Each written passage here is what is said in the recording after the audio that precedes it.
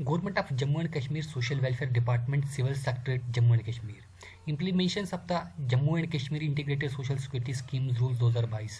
Social welfare department ने कुछ दिनों पहले एक ऑर्डर निकाला था जिसमें उन्होंने कहा था कि आपको इम्प्लीमेंट करना है integrated social security schemes rule 2022 को। क्या क्या है आपको ये ज़रूर पढ़ने चाहिए।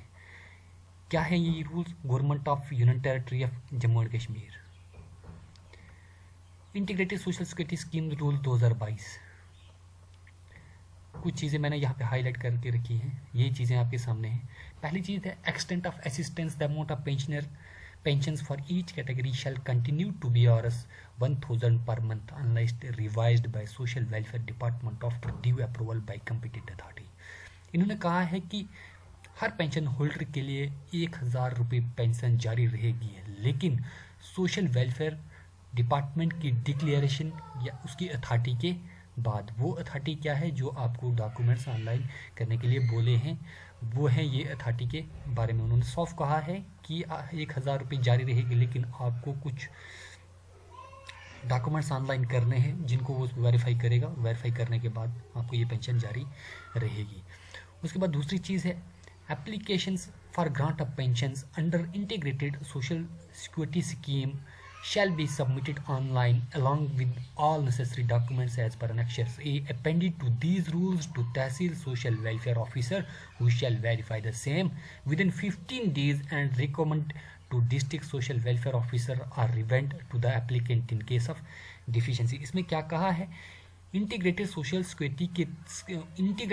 सिक्योरिटी स्कीम्स के तहत पेंशन्स की ग्रांट के लिए दरख्वास्त तमाम दस्तावेजों के साथ जो एनेक्शर ए में दिए गए हैं, इन दस्तावेजों की जो डॉक्यूमेंट्स हैं इनकी मैं बाद में बात करूंगा, पहले आप ये जान लीजिए। उसके बाद क्या कहा है? ये दस्तावेज तहसील सोशल वेलफेयर ऑफिसर को जमा कराए जाएंगे। 15 दिनों के अंदर इनको वेरीफाई करेगा तहसील सोशल वेलफेयर, इनको 15 दिन के अंदर वेरीफाई करेगा और वेरीफाई करने के बाद डिस्ट्रिक्ट सोशल वेलफेयर को सिफारिश करेगा। अगर दस्तावेजों में कोई कमी हुई तो वो इन दस्तावेजों को आपको वापस भेज देगा। नेक्स्ट पॉइंट यहाँ पे है the district social welfare officer shall submit the clear eligible applications to director social welfare Jammu Kashmir for sanctioning within 15 days. जब ये डॉक्यूमेंट्स आप ऑनलाइन करोगे तो ये तहसील सोशल वेलफेयर जो ऑफिसर है या उनका जो ऑफिस है वहाँ पे वो डॉक्यूमेंट जाएंगे। उनके बाद ये डॉक्यूमेंट्स उनको फॉरवर्ड करेगा। वो जाएंगे कहाँ? डिस्ट्रिक्ट सोशल वेलफेयर ऑफिसर, जो आपका डिस्ट्रिक्ट का सोशल वेलफेयर ऑफिसर वहाँ जाएंगे। उसके बाद वो वेरीफाई करेगा कौन एलिजिबल है कौन एलिजिबल नहीं है, किसके डॉक्यूमेंट्स कन्फर्म हैं, सारे हैं। उसके बाद वो एलिजिबल करेगा और वो फॉरवर्ड करेगा किसको? Director social welfare Jammu Kashmir को, और वो वहाँ पे उनको 15 दिन के अंदर उनको चेक करेगा। अगर चेक करेगा तो वो ठीक है, नहीं अगर गलत होंगे तो वो आपको वापस भेज देगा। उसके बाद the director social welfare Jammu Kashmir shall approve reject the case within 15 days of recipient of case.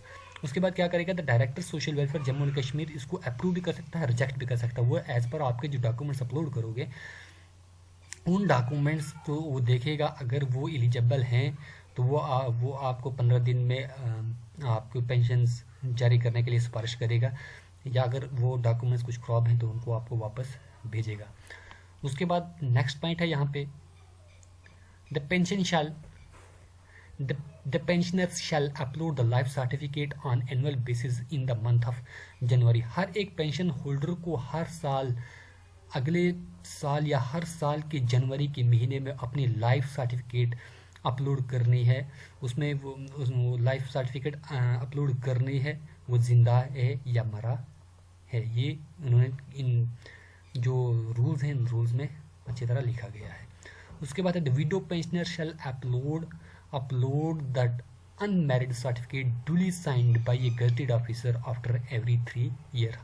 जो विडो पेंशनर होल्डर हैं उनको हर 3 साल के बाद अपनी जो ये अनमैरिड सर्टिफिकेट है वो अपलोड करनी है, जो गजेटेड ऑफिसर से टेस्ट होगी। All the existing beneficiaries shall also be required to submit the prescribed document as per Annexure A। जितने भी ये बेनिफिशरीज हैं, ओल्ड एज हो या विडोज़ हो या ट्रांसजेंडर है, कोई भी है, उनको ये डॉक्यूमेंट्स दिएंगे। मैं उनकी मैं बात करूँगा आगे आने वाले सेक्शन में। उसके बाद यहाँ एक चीज़ और पढ़ने के लायक है, no officer shall accumulate case at his her level and shall forward all eligible case within the prescribed timeline without fail even if a single case is received. All levels of functionaries will ensure that at all times the pensioners are at a saturation level and there is zero pendency. इन्होंने क्या कहा कि कोई भी officer अपने level पे किसी भी डॉक्यूमेंट्स को न रिजेक्ट करेगा ना सिलेक्ट करेगा, और किसी विदाउट फेलियर या विदाउट वेस्टिंग टाइम वो डॉक्यूमेंट्स है विद इन गिवन टाइम, वो विद इन गिवन जो टाइम दिया गया है उस टाइम के अंदर ये डॉक्यूमेंट्स जो है वो फॉरवर्ड करेगा आगे। उसके बाद एक और पॉइंट है, if the district development commissioner and his and her team have doubt about the eligibility of a beneficiary, district development commissioner या उसकी टीम को कोई भी शक या शुबा, किसी की एलिजिबिलिटी पे शक या शुबा है या कोई मसला उठा है, या ये बीपीएल है या एपीएल है या अंत्योदय है या ये है नहीं, तो वो क्या करेगा, इन चीज़ों को मॉडिफाई करेगा। चाहे डिस्ट्रिक्ट डेवलपमेंट कमिश्नर की बात हो या चाहे उसकी कोई भी टीम हो, वो इन चीज़ों को ऑर्डर करेगा। इसके बाद in order to bring transparency and accountability all the details of pensioners of a particular ward panchayat shall be displayed through wall painting at a prominent place in the panchayat. उसके बाद ये क्या करेंगे, ये rules क्या कह रहे हैं, in order to bring transparency, in order to bring transparency मतलब ये चीज़ें साफ सुथरी होने के लिए आपकी पंचायत में किसी भी दीवार पे ये पेंशनर ये किसी वार्ड या किसी पंचायत में किसी वॉल पे ये चीज़ें आपको लिखाई जाएंगी, मतलब लिखी जाएंगी कि ये चीज़ है। तो ये थे कुछ इंपॉर्टेंट रूल्स इसके। अब उसके बाद बात करते हैं इन्होंने डॉक्यूमेंट्स कौन कौन से मांगे। For old age pension domicile certificate, एक प्रूफ ऑफ रेजिडेंट जहाँ आप रहते हो वहाँ का आपको प्रूफ कोई भी हो, वोटर आईडी हो, इलेक्ट्रिसिटी बिल हो, आधार कार्ड हो तो चलेगा। उसके बाद उन्होंने क्या, proof of age, date of birth certificate issued by school. Proof of age मतलब date of birth certificate issued by school, आपके स्कूल ने जहाँ में पढ़ा है, जहाँ पे आपने जिस स्कूल में आपने लास्ट में पढ़ा है वो स्कूल आपको ये डेट ऑफ बर्थ सर्टिफिकेट देगा।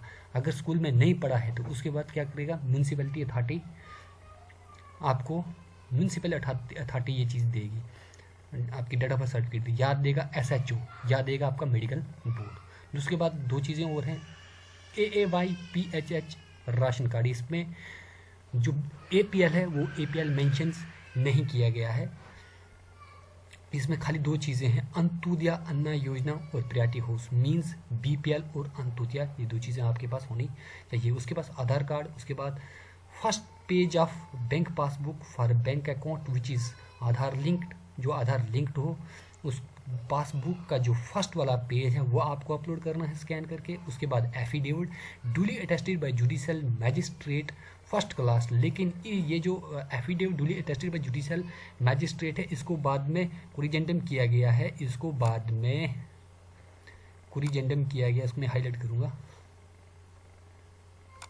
इसको बाद में कोरिजेंडम किया है। मैं कोरिजेंडम का भी ऑर्डर आपको लेके दिखाता हूँ। ये है implementation of integrated social security scheme rules corrigendum to annexure A of government order number इतने।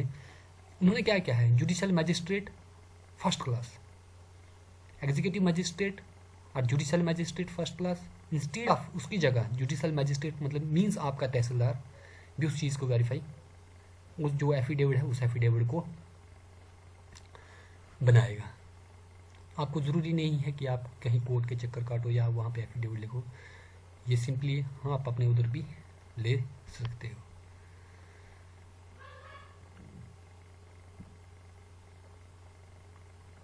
उसके बाद क्या है, for widows pensions, widows pensions के लिए क्या है, डोमिसाइल सर्टिफिकेट सेम जो आपको तहसीलदार देगा।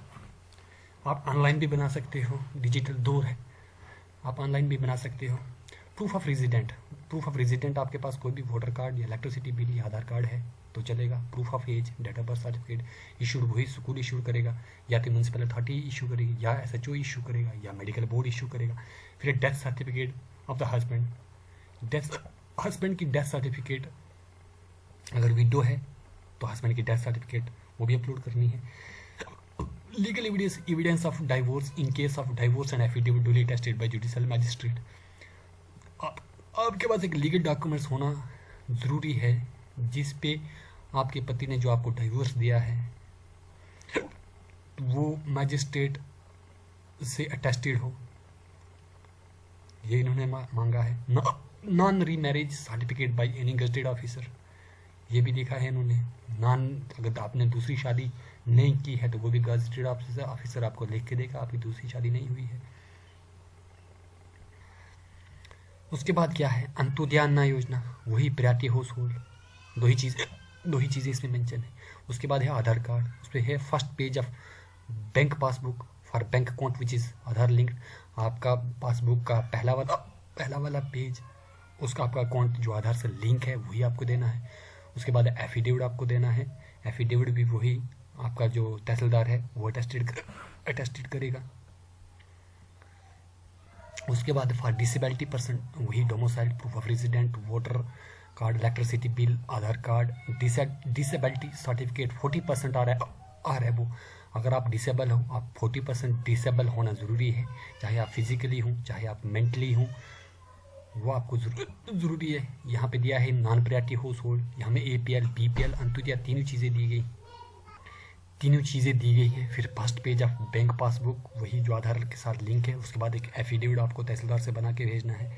उसके बाद फॉर ट्रांसजेंडर पेंशन है, वही डोमिसाइल सर्टिफिकेट है, proof of resident, voter, electricity, Aadhaar bill है, certificate of identity as a transgender person from district magistrate, section 5 of the transgender person protection of right act 2019 का हवाला इन्होंने दिया गया है। 2019 एक्ट का हवाला दिया है जो सेक्शन 5 में आता है, वो होना चाहिए ट्रांसजेंडर के पास जो आपको मैजिस्ट्रेट देगा। उसके पास BPL या APL या अंत्योदय कोई भी चीज़ है वो चलेगी। उसके बाद आधार कार्ड, फिर first page of bank passbook for Aadhaar account which is Aadhaar link, जो आधार लिंक हो। तो ये सारी चीज़ें उन्होंने मांगी हैं, तो ये सारी चीज़ें हैं आपको ऑनलाइन सबमिट करनी है।